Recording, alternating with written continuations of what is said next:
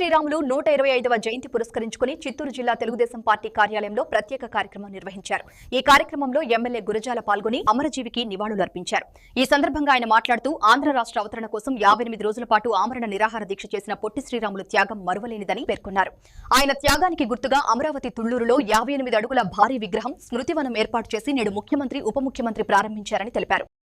అమరజీవి పొట్టి శ్రీరాములు గారి 125వ వార్షిక సందర్భంగా ఆంధ్ర రాష్ట్రంలోని అమరావతిలో 50 అడుగుల విగ్రహాన్ని మన ప్రియతమ ముఖ్యమంత్రి శ్రీ నారా చంద్రబాబు నాయుడు గారి చేతుల మీదుగా ఈరోజు పూర్తి చేయడం జరిగింది.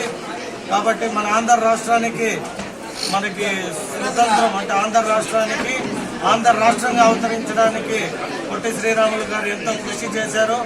వారిని ఎప్పటికీ ఆంధ్ర రాష్ట్రం మరవదు.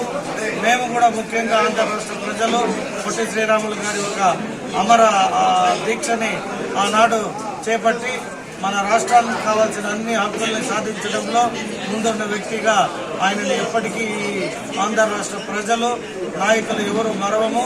అందుకు మా ముఖ్యమంత్రి గారు 58 అడుగుల స్టాచ్యూని ఈరోజు ఇనాగ్రేషన్ చేస్తున్నారు అమరావతిలో.